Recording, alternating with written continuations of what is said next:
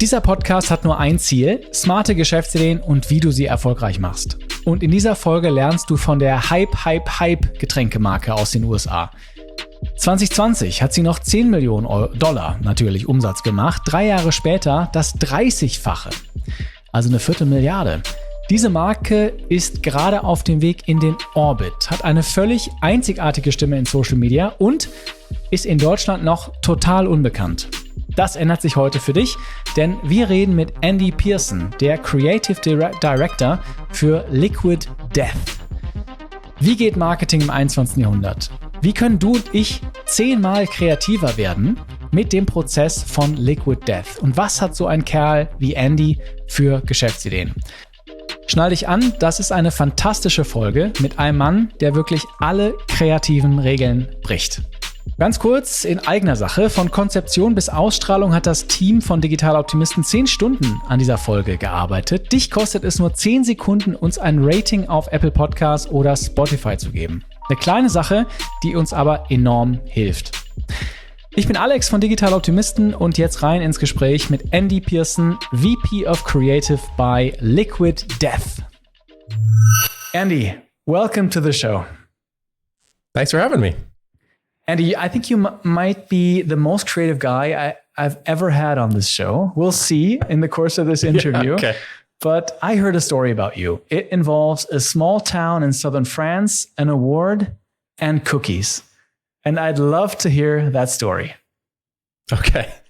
Well, so after college, I went to an advertising kind of art school called the Creative Circus in Atlanta, Georgia.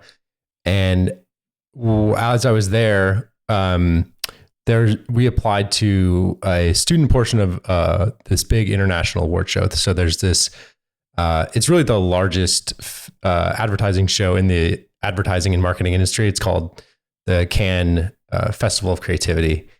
And it takes place in Cannes every year, about a month after the film. So the film show. So it's like all the real big names do the film thing, and then the advertising people come in like a month later, and you know, party around their awards. And so we had applied for this. There's a student award, and my partner and I, who happens to actually now be my wife, applied for this award. We sent in this idea.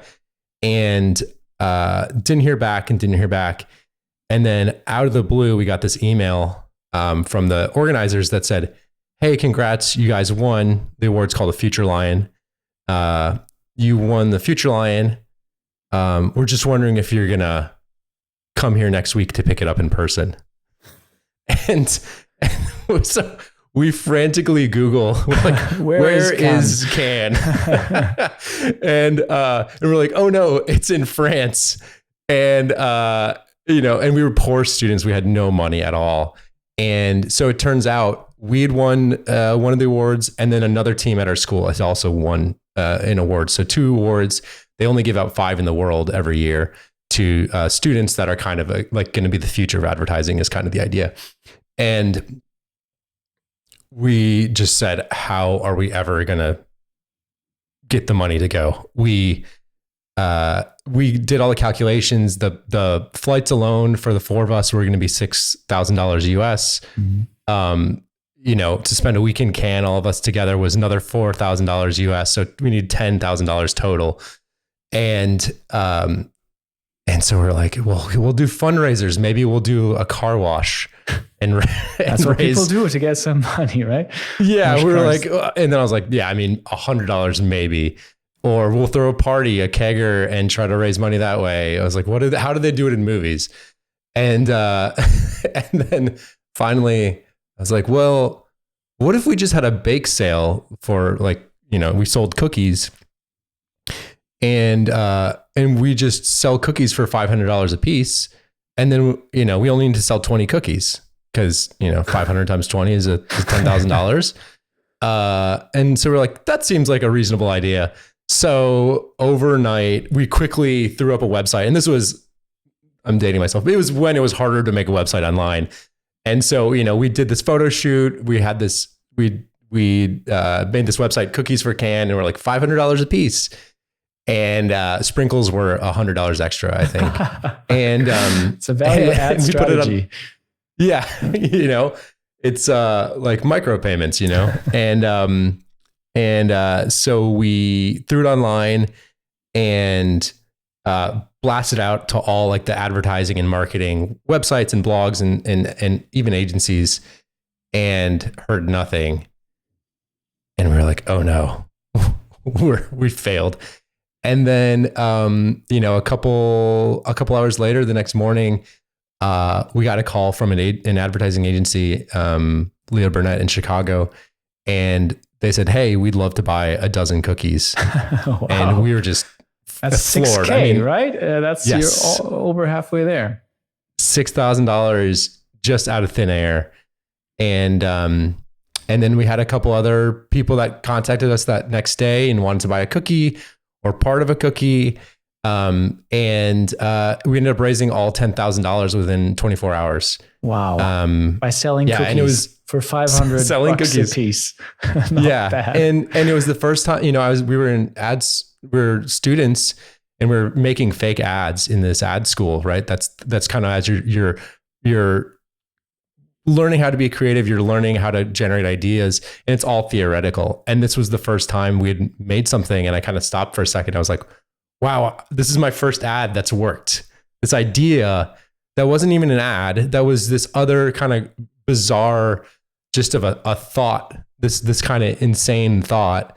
It actually worked, and it gripped people, and they gave me money for it. This is wild.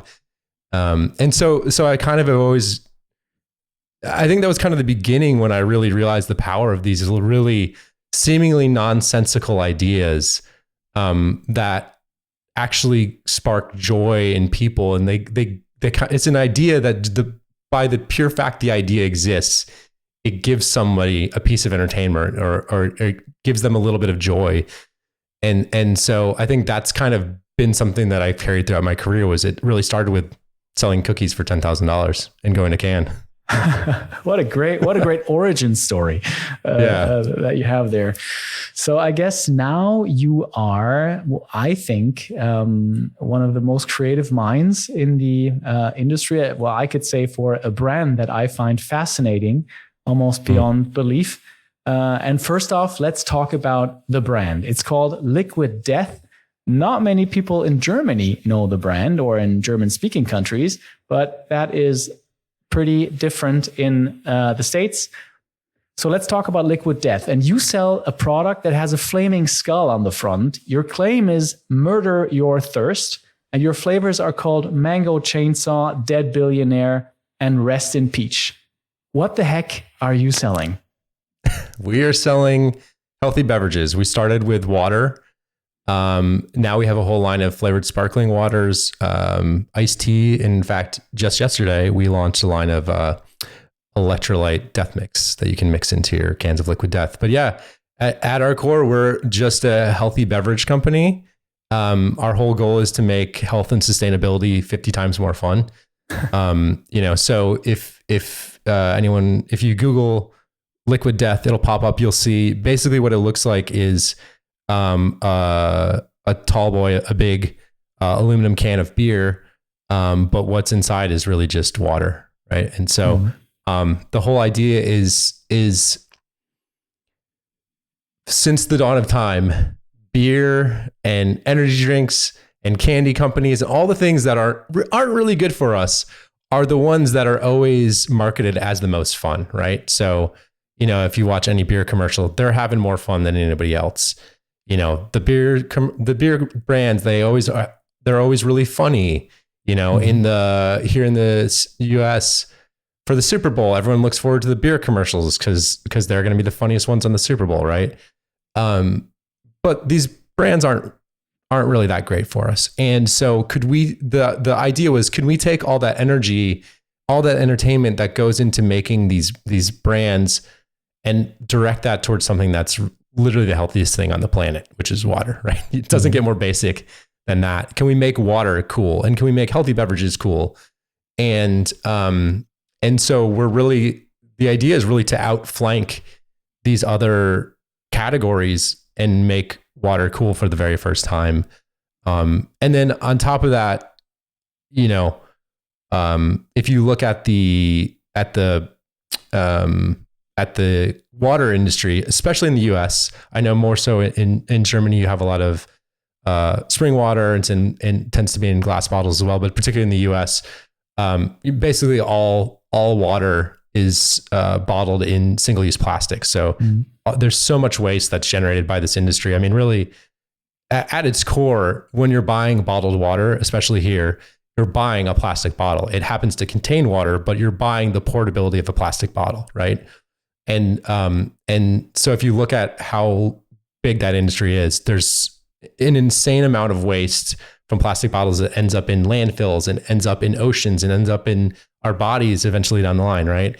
And so simply by putting it in aluminum cans, those are infinitely recyclable. We were able to reuse aluminum over and over and over again. And so we're trying to take some of those single-use plastics out of the system as well. Got it. So it's kind of punk rock mixed with an environmental message as well. Yeah. And I think that combination seems to be dynamite. In 2020, I found a couple of figures online, and I know you don't publish them, so I know that you might not be commenting on that. But in 2020, you had 10 million in sales, and 2023, at least that's what you read online, at maybe north of 250 million. And my question to you is, how much of that success do you think can be attributed to marketing? I think it is attributed to a vision for what we're doing, right? Which entails marketing, which entails operations, which entails salespeople. I think when you look at, as you said, Liquid Death is the most counterintuitive name to name a healthy water product or a healthy beverage company, right? And so from the very core, from the very beginning of the idea of Liquid Death, that's where you have this fascinating concept that people can't look away from and people can't ignore. And then of course we have, you know, an amazing people behind the scenes that are doing all the things to break into the beverage industries. I mean, the rate of failure is so dramatically high for anyone trying to break into the industry. So you have to have the people that really know what they're doing behind it. And so we've been lucky to have that side of things as well. But to go back, I think, you know, we were founded by someone who is an advertising creative himself, Mike Cesario, who I actually met on my first day or first week on the job that I got after that cookies for can thing.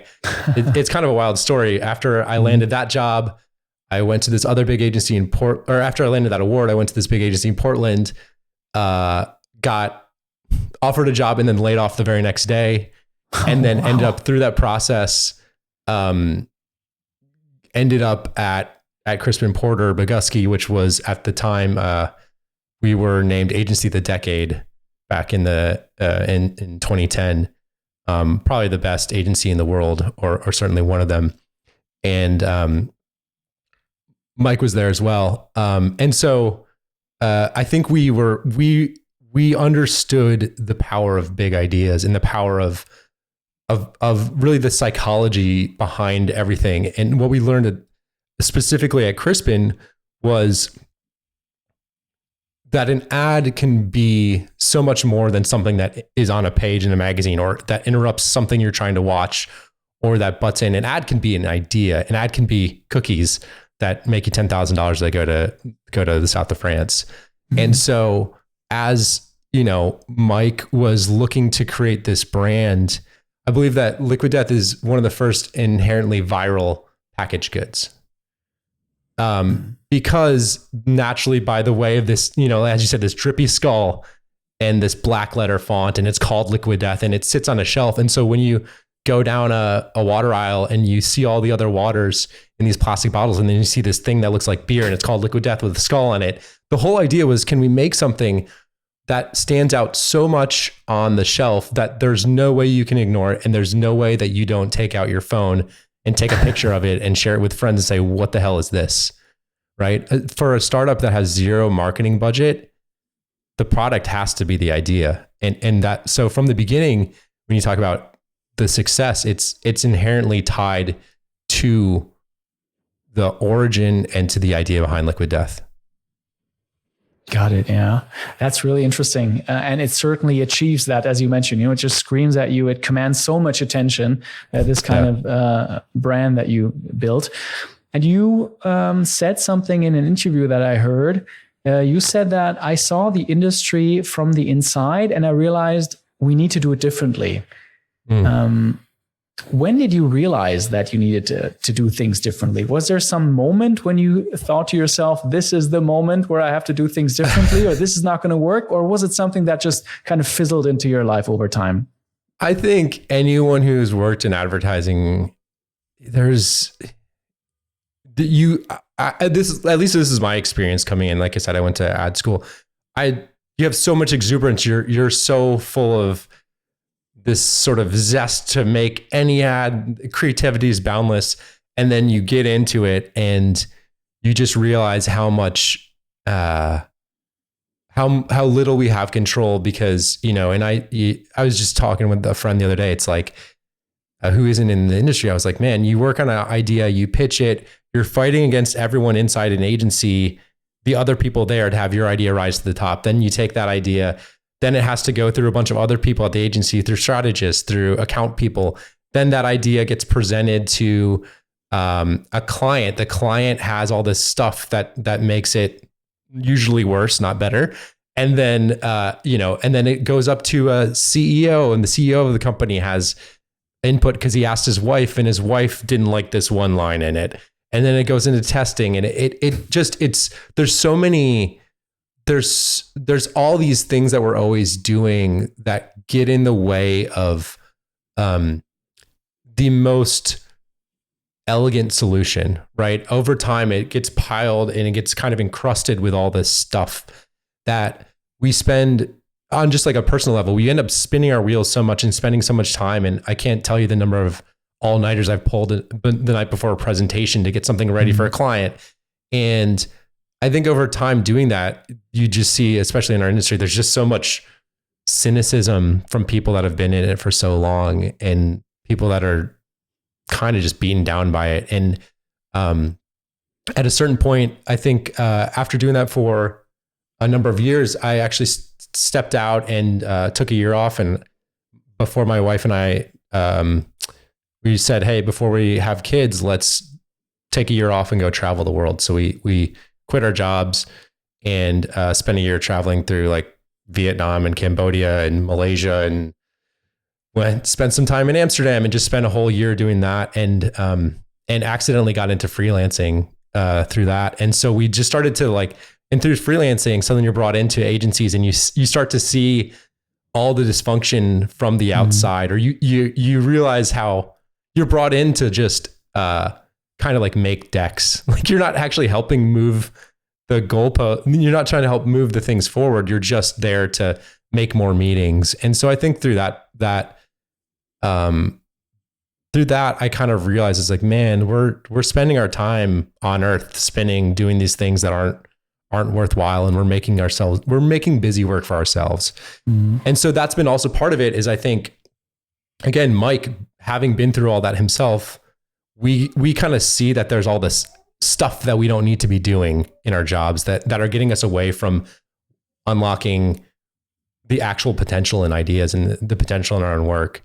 And so, yeah, that's something I think with Liquid Death, we're just like, how can we build this smarter and better, and just build it the way that we want to do it? That's kind to people, that's respectful, that uses everyone's energy in a really sort of clean, directed way, and we're not overthinking. I think that's been my thing, is we make decisions very quickly and decisively, and then we go with them. And, we make small bets on ideas, and we don't, whereas in the industry, you have you're sinking, this year, $7 million to run a Super Bowl ad on the Super Bowl, which is, it's insane.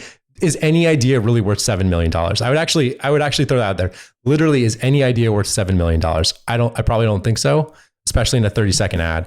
And so you have all that pressure on these things that have to perform. And so for us, we want to dial all that back, find really simple ideas, do them fast and cheap, and then throw them out there and throw as many things out as we can and see what sticks. And if some of them blow up, amazing. We've done an incredible piece. We've done incredible work. If they don't, we don't worry about it. And a couple of things have blown up. And I think now is the perfect time to kind of double click on what you guys have been doing. Yeah. I am really impressed by what you guys do. I love the stuff that you put on social media. Before I go into fan mode and tell you what my favorite ones are that you guys did, what are your, let's say, 2 or 3 favorite marketing schemes that you came up with for Liquid Death, just for our audience to get a sense of what you guys do differently? Sure. Yeah. I mean, the basic premise of everything we do is, we say we hate corporate marketing as much as you do, right?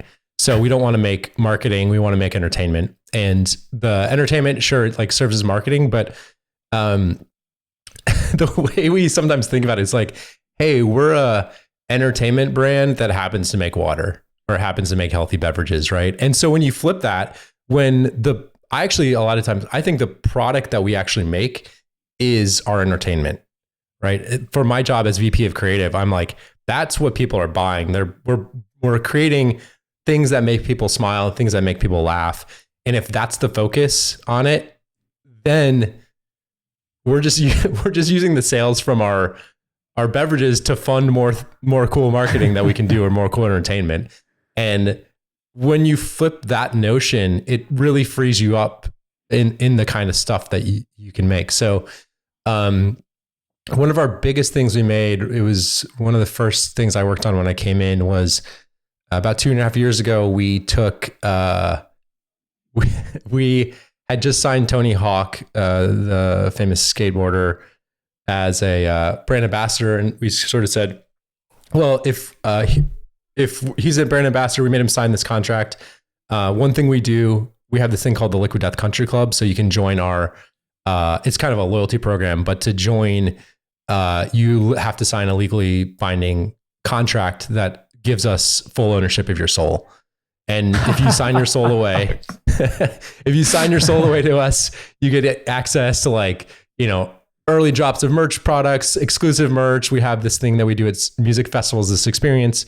We've done some parties, but we've had, now over 235,000 people whose souls we actually legally own, which is wild. So when Tony came on, we had him sign this contract, and we're like, well, we own his soul.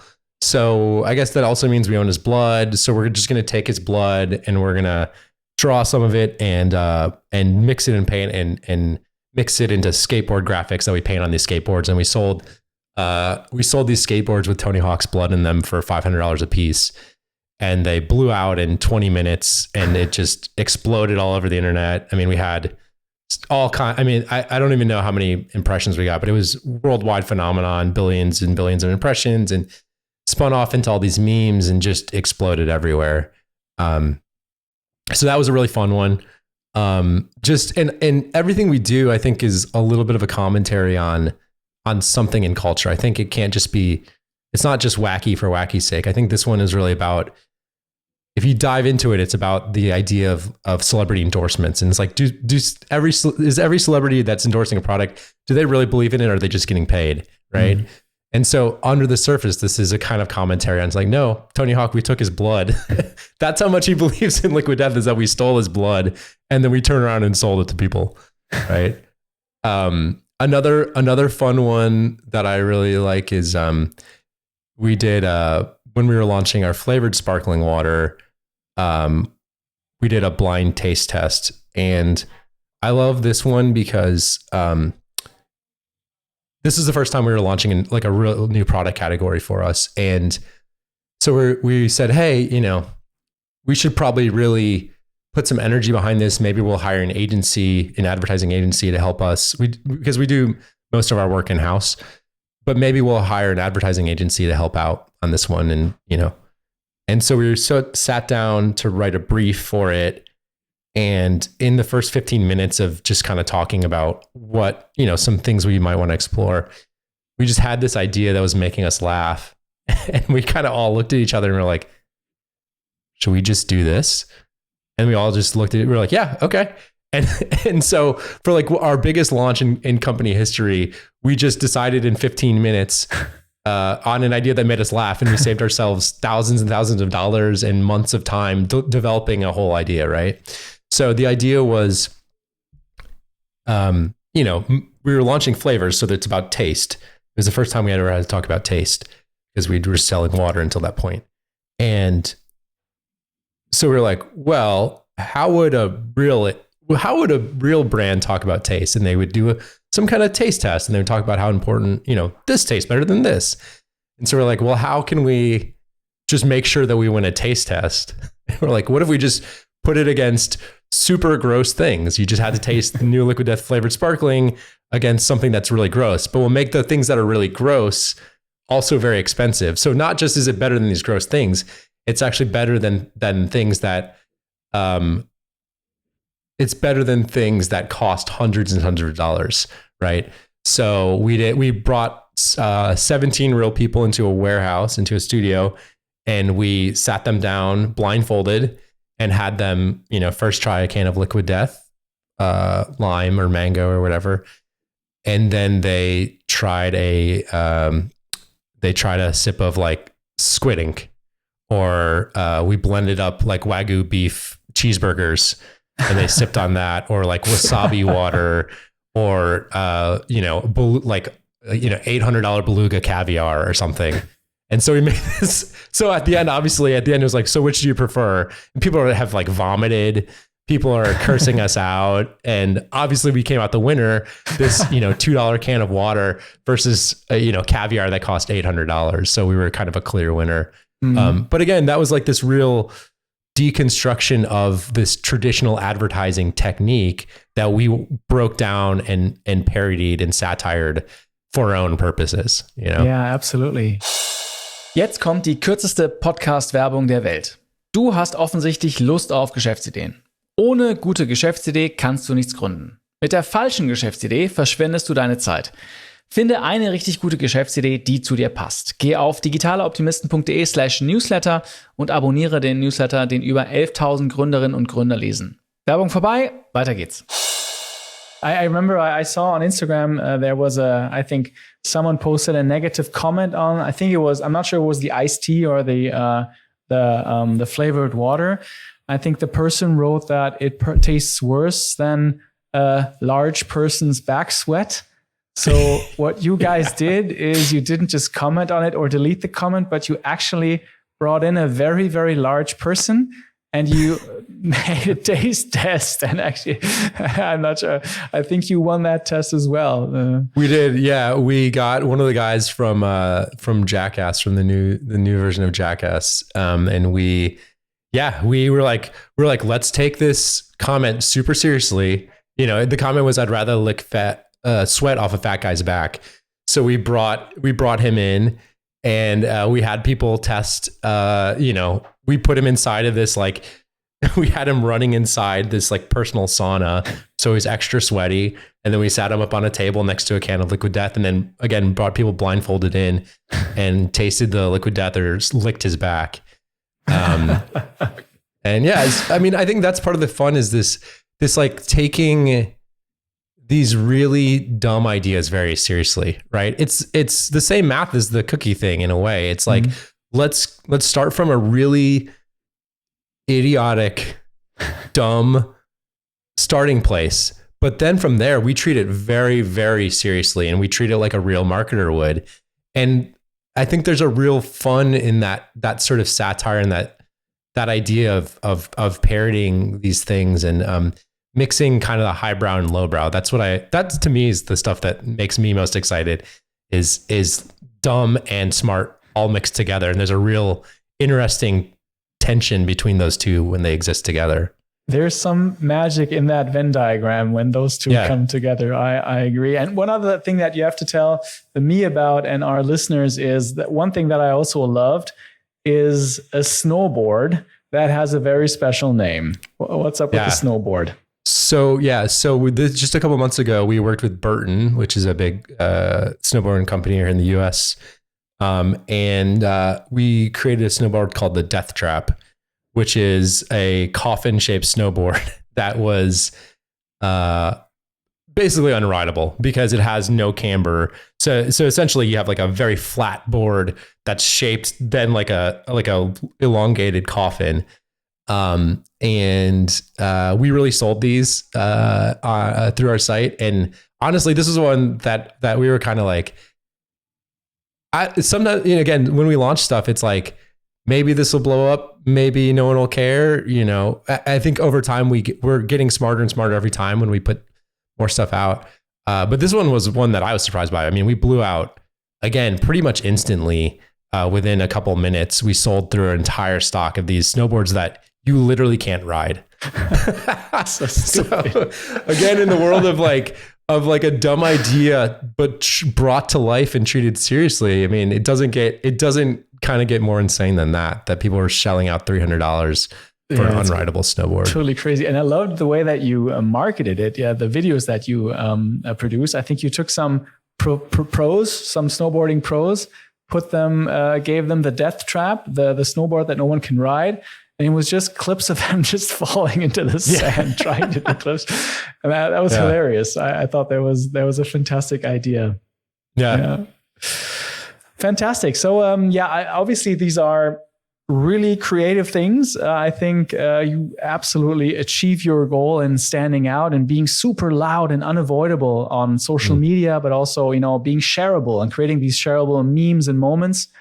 It feels almost like, I'm not sure if you're going to like this, but it's almost like a mixture of PR stunts, April Fool's jokes, but also inside jokes. It's like, what if Mr. Beast launched a water brand? I'm not sure if it's a really unique take to what you guys do.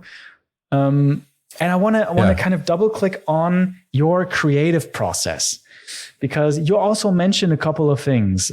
Start from an idiotic place, but take it super seriously. And I know that you do a bunch of stuff differently when it comes to your brand. I think from the onset, you don't think of your brand as a brand, but more of like a character. Could you elaborate on that a little bit? Because I found that concept just very interesting, to kind of unravel how you think about the brand. Yeah, totally. And I think one of the fun things about building this brand is we're doing it live. We're doing it in front of everyone. We're not, it's not like we're starting from this theoretical place and it's like, okay, well now we have this brand and it means it's this, and these are our brand values. And so that means we're going to make this ad and then we're going to make this campaign and do this. Instead, we're kind of, and then a lot of times what, like I alluded to before, is there's a lot of pre-testing oftentimes that goes into marketing, where you bring some storyboards to a bunch of people in a focus group room and you get their opinions first. And of course they're not going to fully get it and it's going to be presented poorly. And that process naturally makes good ideas die. And instead what we're doing is like I said, we're just putting stuff out there as quickly, as cheaply as we can, having as much fun as we can, doing that all simultaneously. And then we learn from the reaction from it as it goes out. And so I'm personally learning as we're going. And I kind of, maybe like a year ago or so, I was just thinking about this and I was like, man, we're Liquid Death. We kind of have some characters that we actually write as. So I'm a writer by trade, a copywriter. And we kind of have these different voices that sometimes we'll slide into. Of like, we have this like evil corporation voice that it's bent on global domination, and it's the satire of, it's basically like what actual corporations are trying to do, but if we actually just said it out loud, and it's a really fun voice to write in. And I was like, right, we're playing this character of something. And the more I thought about it, I was like, that's what we're doing. Liquid Death is not this brand that has these rigid brand rules and we're trying to follow, color inside these certain lines. We're a character, and the best part about a character is a character is free to move into a lot of places. If you think about your favorite TV shows, whatever you watch, the ones that are character driven, we're fascinated by the character behind it, because the character is a complex human being that can, go into dark places, but also has levity to them. And the best part about a character that you love is when they actually surprise you, right? You have a character that you think you understand, and then on a show, suddenly they'll do one thing, they'll do the opposite of what the audience may be expecting. And it totally makes sense for the character, but it's surprising to us as the audience. And so I think Liquid Death is this really nuanced, complex character that we're building, that we give free rein to move into all these places. And so in the same way that you would be writing on a television program, I think we kind of realized that we can write ideas for this character. So what I mean by that is if you were in a writer's room on a TV show and you had a character and the idea was like, oh, the main character's car gets towed in this episode. And it's like, okay, well, how would this character react to having, their car gets towed, and it means they have a breakdown. And, as a writer, you would most likely have a really immediate reaction, like, oh, the character would do this. And so now I can really easily write that, right? And so for us, what it means is when we're coming up with ideas, it's like, well, what would the character of Liquid Death do in that situation? If we're doing a partnership with somebody, or we want to promote, launch a new product or whatever, it's like, well, how would the character of Liquid Death approach that thing? And there's usually kind of like a single right answer. And so that's the cool thing, is as we're looking at stuff, we're like, oh, that's what Liquid Death would do. And so it makes it very easy to be decisive, because we all understand this character we're writing for. And so in opposition to the way that like advertising, when you're concepting stuff as a creative, a lot of times you're going, what could we do? And you have this big, like, open-ended, and you're like, well, we could do this and we could do this. And you kind of are in this, like, I talk about this like creative wilderness where you're just kind of groping around for ideas. But as Liquid Death, I've gotten to the point where we're like, well, what would Liquid Death do, rather than what could we do? Mm-hmm. And there, like I said, you land on an answer, and so all of us can point to, we're like, yeah, that's what we would do. And then we just go off and do it. And so it makes our lives way easier, because we inherently understand this character that we're building rather than a brand. And I think it's also how we like live on social media, right? Brands need to have the ability to be this more interesting, malleable thing that can react with people, and people can play along with it. And we are very playful with our fans, and we do stuff to interact with them. So it feels like there's a real back and forth with them. We're a real entity, rather than just this like esoteric idea of a brand. Mm-hmm. Yeah. And characters have range. You mentioned that, right? So if I think about Michael Scott from The Office, obviously he's this huge tool, this weirdo, but he has these moments of sentimentality, right? Where he connects with people. And Walter White, or I don't know, whatever you want to, Sopranos or they have range. And I heard a story where you had a task of doing something really serious, of writing I'm not sure if it was an obituary. I'm not sure if that's the right term, but a big fan passed away, and you had to do something in the tone of the brand that is so over the top and so sarcastic. So, I mean, how is that even possible? Yeah. So it was my, it was like, I'd just been on board for a month and a half, and there was a fan who had passed away. Her name was Gabby. She passed away from ovarian cancer.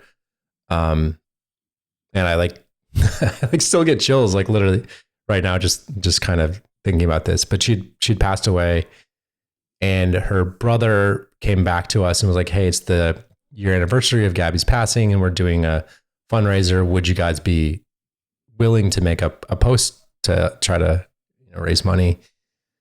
And so I'm brand new, and I'm trying to sort out what Liquid Death even is. I'm trying to wrap my brain around it.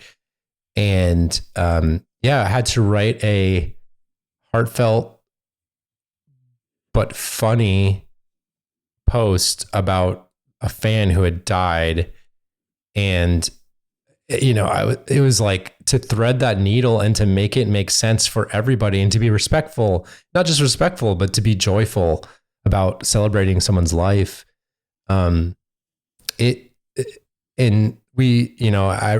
wrote something, we posted it, and I remember it was on a Saturday, and I was just in my backyard, and I happened to open my phone and see that it had gone up, and it was just a flood of people reacting to it and commenting and posting and sharing their own experiences. And I just started bawling. This brand that, we're, as you said, feels silly and over the top and satirical and ridiculous, but then can flex and has a real human side to it as well. And you saw people having this real human reaction to it. It was just really beautiful. And it goes back to this idea that I think there's this real human and heart side behind everything we do. There's a real, as I said, joy and exuberance. It should feel like there's people behind it making this thing, and it's not this faceless corporation. We're real people putting ideas out in the world, and we have real emotions, and the brand can express that as well. And it's something I want to be a part of. It's a brand that, and a brand in a community, and things that I want to put out in the world. And as I said, it's like, sometimes it's bigger than, it sounds silly, but it's like, it's bigger than selling canned water. It's totally, really, putting humor and joy out in the world is something that everybody needs. And that kind of, that experience really was edifying to me. Yeah, I guess so. That's really, that is really some incredible depth to, I mean, it speaks to you as a copywriter. I would have no idea of going about that. But maybe when you think about Liquid Death as a character, if I think about, my favorite movie, TV series or Netflix shows, at some point, sometimes characters get a little bit stale, or sometimes characters, they kind of become almost caricatures of themselves, or they fizzle out in a way. So is there some downside that you also see to the whole thing? It also gets people riled up, it gets them involved, but is there also, the threat of maybe kind of becoming a caricature of yourself, like so many sitcoms do at some point? Like The Simpsons, Homer Simpson became even dumber and dumber and dumber all the time until I stopped watching it. Yeah, but Homer Simpson was on the air Homer Simpson is still on there. It's the longest, true. It's the longest running television show, I believe, in the world, or at least in the US, right? So, you think of where that started in the early 90s and where it is today, it's wild to see that thing still lasts, because it does have this interesting, it's starting from a place that no one else is doing. And yeah, it's a good question. I think the way that we look at it is, there's a late night sort of variety comedy show here in the US called Saturday Night Live that probably some people would know. It's a weekly program where they're ingesting anything that's gone on that week and making skits or making fake commercials or comedic monologues about it. And I think we really see ourselves as that sort of thing, where really all we're doing is we're ingesting culture and things that are out in the world that we all that are all cultural touchstones, and then we're kind of bringing it inside, and then we spew it out again with our weird Liquid Death bent on it. So as long as culture exists, there's a million things that we can pull in. And I think one of the really part of the amazing formula of that show is that they bring in celebrities every week, right? So it's like, it might be a comedian, it might be a famous actress, it might be a American football player who actually has no business being on stage in a comedy program. And so but they bring in all these different people, and then they find where the comedy lies in having each one of those people there. And so, we've done stuff where we've pulled in, like I said, the world's most famous skateboarder, but we've also pulled in stand-up comedians. We also pulled in Martha Stewart, who is like a homemaking icon, who is a 70-something-year-old woman who makes beautiful pies and turkeys and stuff. Mm-hmm. We pulled her in and did something insane with her. So as long as we can pull in new people and reference new things, we have endless ideas, you know? Mm-hmm. That's a great point. I think you kind of touched on it before, but let's just kind of double click on the idea of a writer's room, because I just imagine it to be a room where you just pitch yourselves ideas and try to bounce off stuff that gets you going or gets a laugh out of you. Maybe, like sometimes Conan O'Brien talks about his time copywriting for The Simpsons back in the day. And this is kind of how I imagine you guys working, but I'm not sure if that's the case. But I found that an interesting idea of, having a writer's room. It makes sense if you think about it as a character to also have a writer's room where you would also bring in some comedic talent to get some new ideas. Maybe you could elaborate on that a little bit. Yeah. So, we kind of concept the same way in some respects, but I think, again,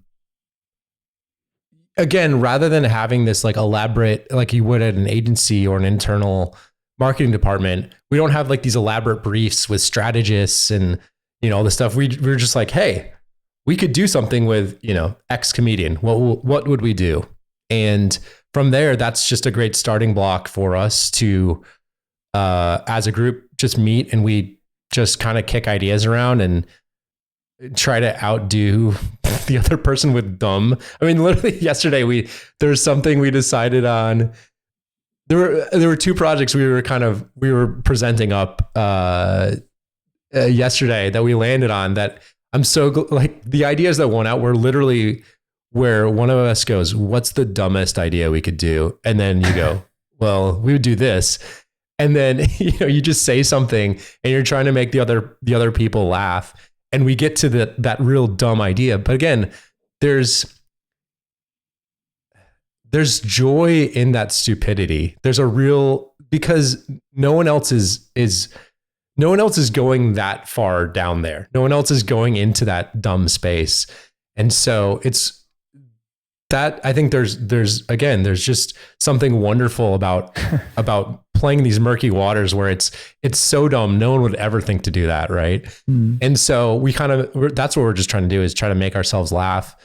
We take those ideas and then we have another group where we meet with a lot of the other kind of heads of marketing, and we just it's real casual, and we just kind of kick ideas around, and then we all collectively go like, yeah, that's funny, or we add to it or we change it.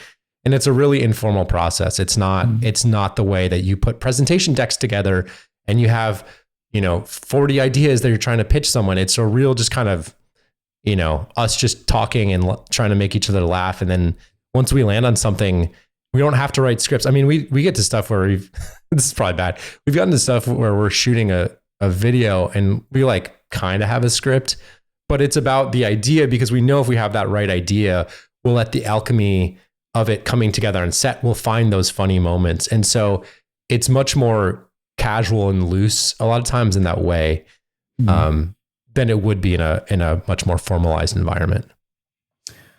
Love it. That makes a ton of sense. And of course, Andy, I briefed you beforehand that this podcast is about smart business ideas and how to make them successful.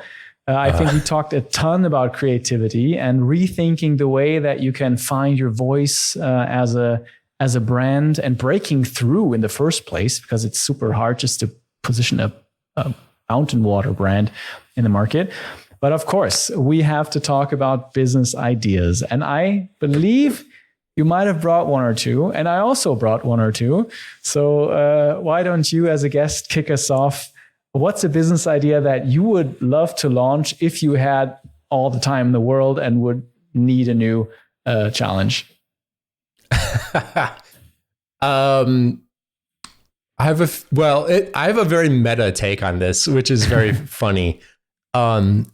I think in advertising, there are so many great ideas that don't see the light of day, or we spend all this time generating ideas for other people that we don't have time for ourselves. And I think one of the there's a lot of lessons to what we're doing with Liquid Death, but one was like, hey, Mike had this idea and then he dedicated to it because he believed in it and he chased it down and kept it going.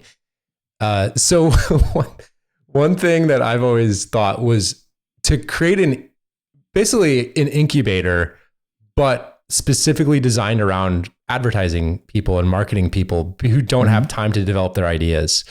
Right. Because we're always generating these things, and as a creative, you're just giving ideas away and you're not able to actually take them and build them to fruition or understand the business implications or all that side of things. So to actually generate some sort of incubator specifically designed for this industry that helps creatives take their idea from sort of a something on the paper to actually, trying to make it real. I think that would be really successful. The irony is that I have not had time to do this. So I need my own service in order to make my service work. Okay, now it becomes really meta. Yeah, I know. Yeah. So that's one idea. I think the interesting. Someone please steal that so that I can make it for myself now. Yeah, that's what we say here. Steal these business ideas on this podcast. But what I like about the idea is, usually in the startup world, it's also kind of formulaic. Not sure if that's a word, but it follows a formula in a way. And you usually try to take a business person and mix that with a tech-minded person to build something. And what you're proposing is, let's mix, if I understand correctly, a business person with a creative person, and let's get those ideas out and add kind of the business side and maybe the doing side of the ideas, just to get creatives need producers. Creatives need people that can actualize the ideas that are in our head, right? And that's the hard part for a lot of us. So yeah, I think that would be great. The other thing, and this is not like a big explosive idea, but in my outside life, I'm also an ultra marathoner. So I do, which means I run races of 50 miles, 100 miles. I've done a 500 kilometer race across the state of Tennessee before. So that's my other gig, is running insane amounts. And so that's another space I'm really interested in. And so if I really were to launch like a passion project, it would definitely be in that space. And I think one thing that's missing, that there is ability to do this, is personalized nutrition gels, right? So there are every body sweats at different rates, requires different levels of caloric intake. Even during the course of whether it's a marathon or 100-miler race or something like that, you need different things throughout the course of that race.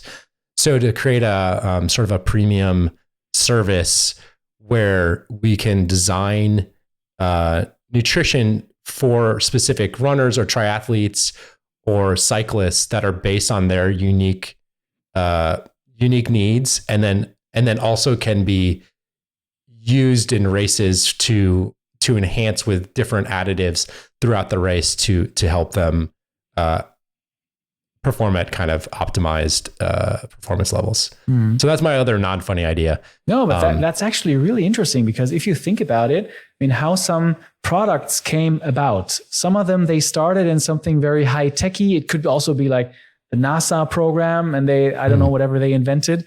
And it kind of trickles down to the masses. And if you are an 500 kilometer race, that's absolutely insane. I don't know how you do that. But if you think about it that way, it's kind of a product that you can mark. It has this marketing angle to it, right? This for super, obviously, very high functioning people. And so that can't be bad for me if it's good for someone who runs an ultra marathon. So I like that idea of these gels. I have to pitch an idea to you too, Andy. Please. And I'll tell you afterwards how the Digital Optimisten community rates this idea. But I thought, I'm not sure if you can hate it or love it, but I've been looking forward to this pitch all day. My idea is called Nerdcore. And it's an energy drink, but it's for nerds. And it also has a marketing angle. And I also want to go over the top. So what I want to do with the marketing playbook is you treat the most boring sports like chess, spelling bees.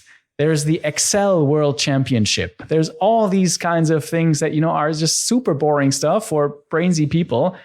And you treat them like esports tournaments. You have a gang of people, they dress up in their over-the-top costumes. You sponsor the guys, the best spelling bee person in the world or the Excel World Championship person. You go all in on building this elite squad in these sports that no one cares about, these ballsy, the brainy sports that have no sponsors and have no one cares about them. But you really change the game. You might even bring fans. I don't know, maybe even hooligans, You make it a 5-star experience of really elevating this. You sponsor the shit out of these kind of events. And you kind of position a brand that you say, well, this drink unlocks 100% of people's brains because you got these, this roster of people who just do crazy, or maybe, this, what's it called? The Rubik's Cube, Zauberwürfel in German, all that. There's so many of these events, that just are mind-boggling how people do the Tetris World Championship. There's so much stuff you can do that people just kind of feel a bit geeky, a bit nerdy, a bit nichey. And you just go into the energy drink space and you kind of do a marketing play on that. I'd love to hear your thoughts on that. I needed to pitch this idea to you already. Okay. I think the name could use work. I'm not sure about Nerdcore. Okay. But I love the idea because, right, you're taking again, like that idea of sponsored athletes and people, operating at the highest performance levels, like the Gatorades or whatever sports drinks there are in the world. But then you're bringing attention to these kind of antithetical spaces. But again, there's this real, to me, what I like about that idea is there's both a tenderness to it and some satire involved, right? There's sort of like, we really care about these spaces, but also we're going to have fun with it. And we're going to kind of make a parody of like how sports sponsorships actually work, right? So to me, there's that real nice tension inherently built into that idea, which I love. Which I love that idea of smart and dumb kind of all mixed together. Exactly, that's what I was going for. And the idea that I had in my head, what would happen if you would bring a 2024 Kansas City Chiefs team into like the 1960s NFL?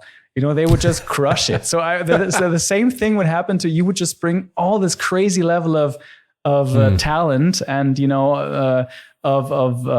pampering the talent, the players, and you would just bring this into this super amateurish league, and you would just kind of dominate it and change the game. I don't know. I wanted to pitch that idea. Yeah, I mean, there's definitely, at least here in the US, there's drinks for esports. There's brands like G Fuel and stuff that have identified esports as a big space. So they make, performance drinks for video games, which I'm not in that space, but that seems, it's taken very seriously from what I can tell, which is hilarious to me. But yeah, so I think there's definitely room for that. Yeah. All right. Perfect. Andy, is there, just kind of wrapping up our conversation. I love this conversation. Is there anything that I didn't ask you, but you thought you wanted to give to the German audience, or that I should have asked you about and I just missed in my preparation? No, I just think that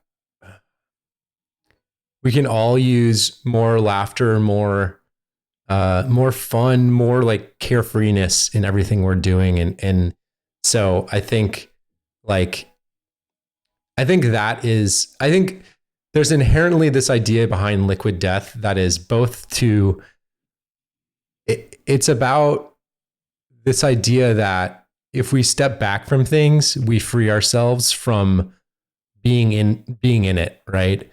So I think, and we've never talked about this is not like an organizational thing at all, but I really think that the basic thesis behind Liquid Death is that there's a better way to do everything, but no one's really bothered to think of it yet, right? Mm-hmm. And so when you go back and you look at bottling water in aluminum cans, when we were originally looking to do that, as the company was being formed, it was basically impossible to do. They could not find anyone that could can water at the source, because it literally did not exist anywhere, right? To be considered spring water, it has to be essentially bottled or canned directly there. And there was no one in the world that was doing that. And so it actually was a problem when they were originally trying to launch the brand. They were like, we can't make this brand because this thing that we want to do literally doesn't exist, which is often probably a great place to start from, right? When you find that this thing is impossible, it actually means you're on the right track.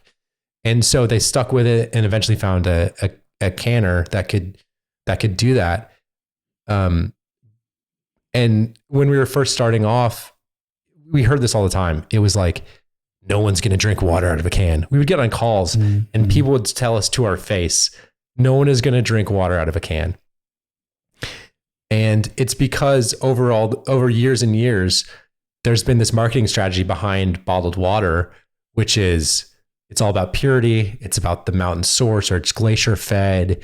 And so the whole idea was that the only way that people would know how pure it was is if you see it inside the bottle, inside that plastic bottle or that glass bottle. And so we came along and we're like, what if we just didn't do that? And it's this marketing strategy that no one had bothered to actually question, or maybe somebody had, but they just were like, well, no one's ever going to drink water out of a can. And then you think about it for a second and you say, well, hold on, we drink soda out of cans, we drink energy drinks out of cans, beer out of cans, all these things that have way more ingredients and all kinds of crazy chemicals in them that we don't even think about.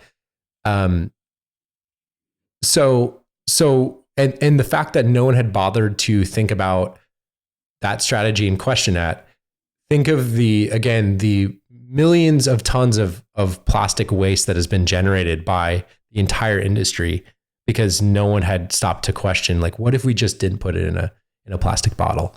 And so I think from the very inception of Liquid Death, it's been this idea of like, what if we just stopped for a moment, stepped back and considered a better way to do it? And so I think, that's really the lesson that I always tell people is looking at this brand that, might be heavy metal and has skulls and feels like for a lot of people is like, well, I don't listen to metal, I'm not going to drink Liquid Death. But there's this real core to the idea is like, there's always literally a better way to do every single thing. We don't ever have to accept anything just because it's the easy way to do it, or it's the way it's been done. And so I think that's the thing that I love most about what we're doing is at any given point in the process, we're always looking at it and we're like, okay, but how should we do this? Not how do people do this? How should it actually be done? And so from an organizational standpoint, from a marketing standpoint, from everything we're doing, if you stop overthinking it, it actually allows you to sit back and take a real kind of beginner's mindset, if you will, right? We always talk about like beginner's mindset. If you take that and you can maintain your naivety throughout the entire course of this brand, that's where we unlock the real magic and actually generates, a brand that is now worth, hundreds of millions of dollars worldwide. I read 700 million, just a few short years, right? It's because we're not bothering to sit back and kind of be blank and take on everything in front of us with like a blank mindset. I think that's where you find those white spaces, right? Fantastic. I think that's the best way to end the show. So Andy, thank you so much for being so open and kind and sharing also your business ideas. And I think your hacks of strategies of being creative and how you do things differently. So thank you and talk soon. Yeah, thanks so much for having me. So, hier ist nochmal Alex. Das war meine Folge mit Andy. Und ja, ich fand das super cool. Ich habe wahnsinnig viel gelernt über, wie man Marketing wirklich völlig neu denken kann, wie man alte Sachen vergessen kann, wie zum Beispiel Brandbooks, die eigentlich niemand mehr braucht, lange Prozesse, die am Ende Kreativität ersticken. Und ich habe 4 Sachen gelernt, wie man Marken neu denken kann und das Marketing und das kreative Potenzial von Marken viel besser rausarbeiten kann. Das erste ist, definiere einen Charakter. Viele Marken, glaube ich, sehen sich eher als zu technisch, zu starr gedacht. Andy sieht Liquid Death eher als ein Charakter, der Range hat, der Ecken und Kanten hat, der genauso over the top sein kann, der genauso eine Stimme sein kann, aber der auch ernst sein kann mit einem gewissen Witz. Und das fand ich ganz stark. Zweitens, der zweite Punkt, den ich interessant fand, ist, wie er betont, dass er so schnell wie möglich sein will. All das, die Bürokratie, all diese Hierarchieebenen, die Ideen kleiner werden lässt, den kleinsten gemeinsamen Nenner finden lässt, das will er nicht, sondern es geht darum, um Schnelligkeit, Lernen von den Reaktionen, einfach weitermachen und Schnelligkeit als Wert zu definieren. Das dritte, was ich toll fand, ist dieser Gedanke vom Writers Room.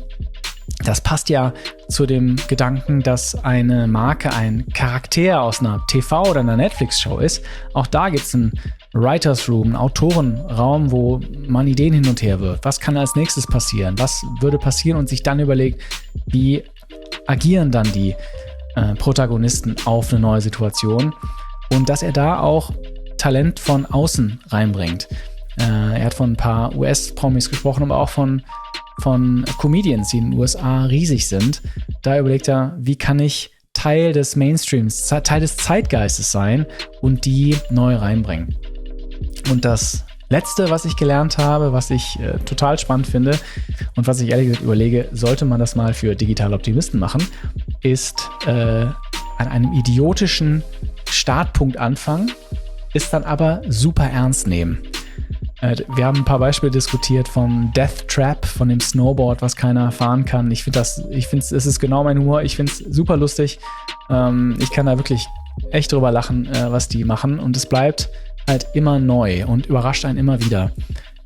Gleichzeitig bleibt es irgendwie bei seinem Ton. Also das fand ich total cool und das sind meine 4 Sachen, die ich gelernt habe. Und ich habe gerade noch mit Andy gesprochen, als wir die Aufnahme schon beendet haben.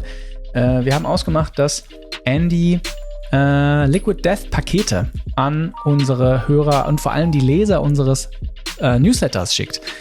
Also der nächste Newsletter kommt am Dienstag raus, denn falls ihr das hier am Montag hört, also morgen, falls ihr es am Erscheinungstag hört, und deshalb abonniert den Newsletter und da werde ich die Details benennen, wie du dir eine Box von Liquid Death sichern kannst.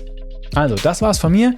Ich hoffe, dir hat die Folge genauso viel Spaß gemacht wie mir und wir hören uns nächste Woche Montag.